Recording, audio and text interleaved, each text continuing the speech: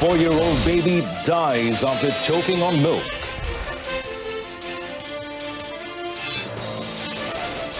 Special committee set up to improve Child Care Centre Act.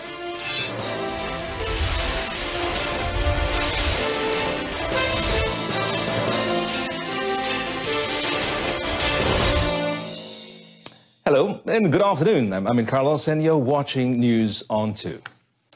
Well, a 4-month-old baby died after choking on milk at a daycare center in Bukit Baru, Malacca yesterday. The baby, identified as Yusuf Al-Baikaki Zainal Abidin, was rushed to the Malacca hospital but was confirmed dead 30 minutes later.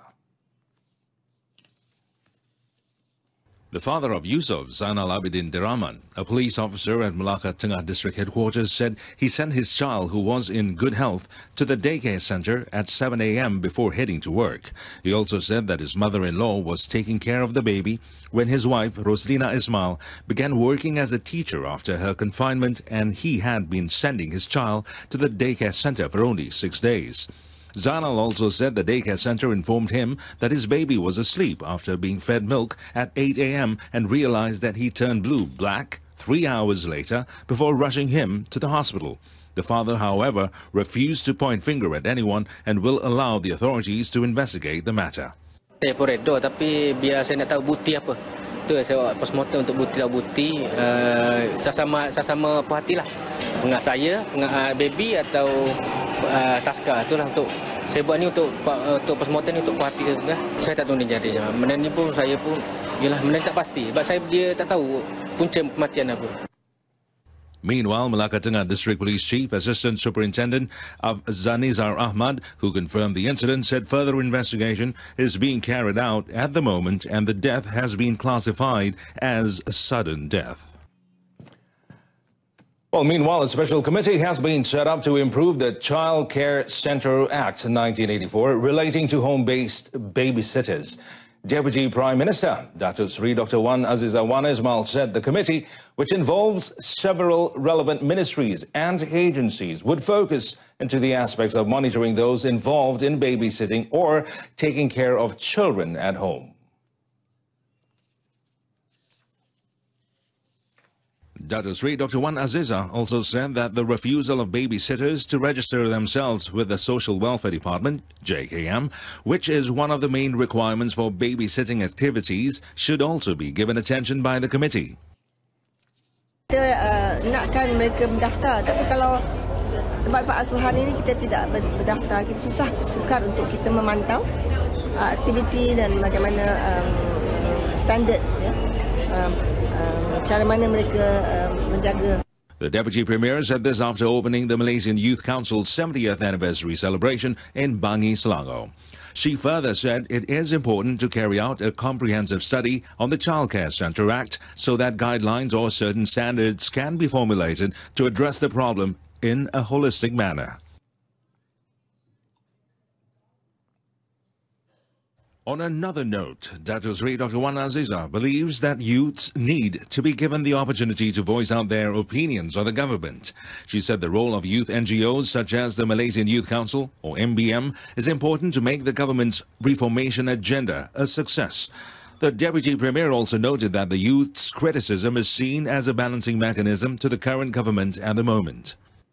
Zaman culture of fear, budaya takut sudah berlalu. Pemimpin belia seharusnya bebas mengkritik namun memberikan idea yang konstruktif kepada kerajaan. Dr. Wan Azizah, who is also Women, Family and Community Development Minister, further said that she wants MBM to play a role in producing leaders of caliber for the country. Well, Malaysia has strongly condemned the adoption of the Jewish nation-state law by the Israeli parliament on July 19th. Well, in a statement released yesterday, the Foreign Ministry said Malaysia urges the international community to take immediate action to call upon Israel to repeal the quote-unquote racist and oppressive law and policy. Now, Wisma Putra stressed that Israel's move to only complicate and undermine peace efforts towards achieving a just and comprehensive resolution to the Palestinian conflict. The legislation, adopted by 62 votes to 55, deemed the land of Israel as the historical homeland of the Jewish people and that the right to exercise national self-determination in the state of Israel is unique to the Jewish people. It also declared Hebrew as the official language and downgraded the Arabic language to only special status. Well, it said Malaysia remains steadfast in its support to the legitimate rights of the Palestinian people for an independent state of Palestine with the realization of the two-state solution based on the pre-1967 borders with East Jerusalem as the capital of Palestine.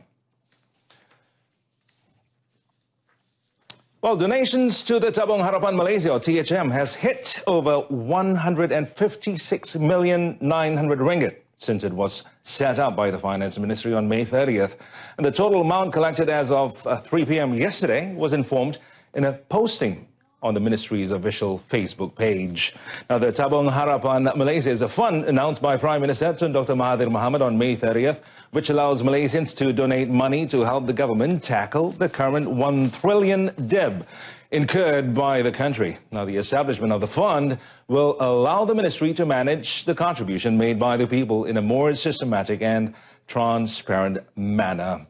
Now, contribution to the fund can be made by depositing into Maybank account number 5660-1062-6452. Well, the Health Ministry will organize a closed-door dialogue sessions with junior doctors and housemen to discuss issues related to bullies in hospitals. Its Minister, Dr. Zulkifli Ahmad, said although there are channels for them to lodge their complaints, well, many of them fear stepping forward because they are afraid of being victimized. Di sini menegaskan bahawa kita bersedia mengadakan dialog dengan junior doctors, house officers atau PPS ini, ya, untuk mengizinkan mereka berhubung langsung, ya, dengan sama ada timbalan ketua pengarah kesihatan atau deputy DG ataupun DG sendiri, dan kalau perlu saya sendiri akan terus turun untuk menangani perkara ini to get to the bottom of it. Dr. Zulkifli was commenting on the findings of a study showing that nearly 80% of junior doctors in Malaysia said they have experienced bullying at the workplace. The study was carried out among members of the Doctors Only Bulletin Board system, an online forum which brings together doctors nationwide.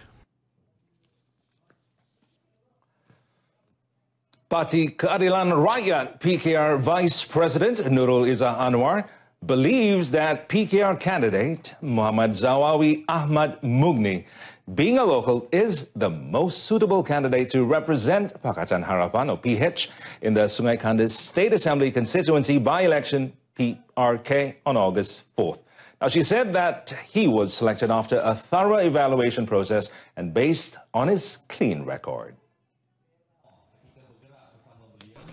Ya, sememangnya dalam setiap pilihan raya kecil bukan mudah. Kita juga mengingatkan, ya, figur Allahyarham Haji Syuhaimi yang disenangi oleh penduduk di sini. Maka legasi arwah diteruskan oleh Ustaz Zawawi yang sudah dikenali sebagai aktivis sekian lama. The PKR Vice President further encouraged all voters to vote on August 4th to ensure victory for PH and at the same time allow the party to continue implementing their development plans for the area. She said this to reporters after attending a dialogue session with the youths in Shah Alam, Selangor. Well, coming up, SST not as bad as GST despite some price increase.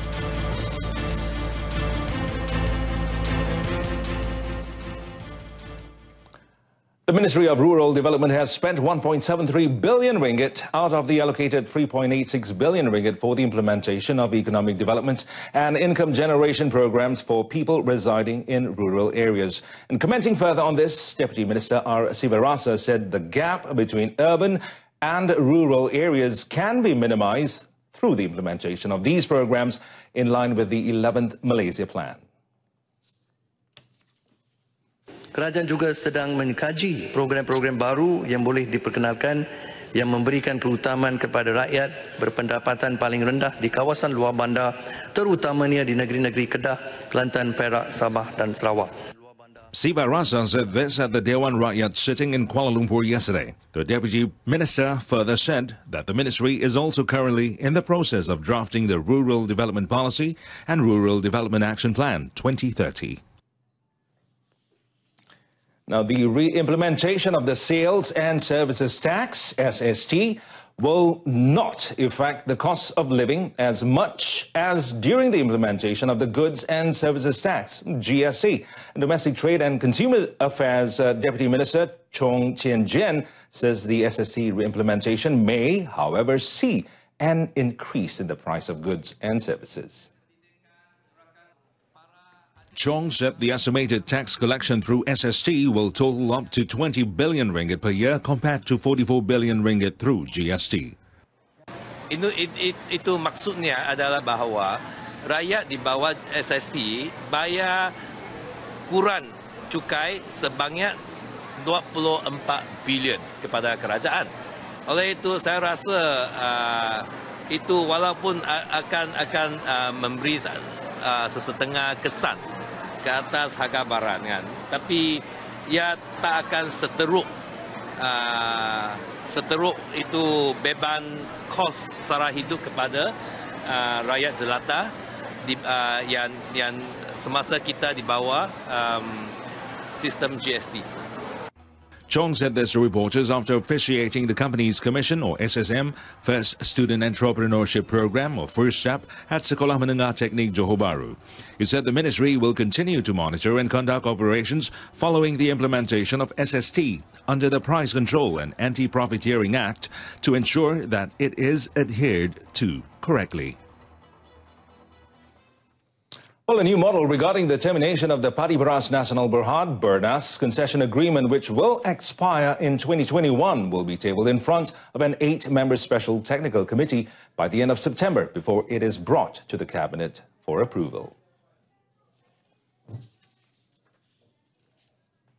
Agriculture and Agro-Based Industry Minister Salahuddin Ayub said a meeting was held on July 17th, attended by his ministry and 7 others consisting of the Ministry of Economic Affairs, Ministry of Health, Ministry of Transport, the Ministry of Finance, Ministry of Entrepreneur Development, Ministry of Domestic Trade and Consumer Affairs, as well as Ministry of International Trade and Industry.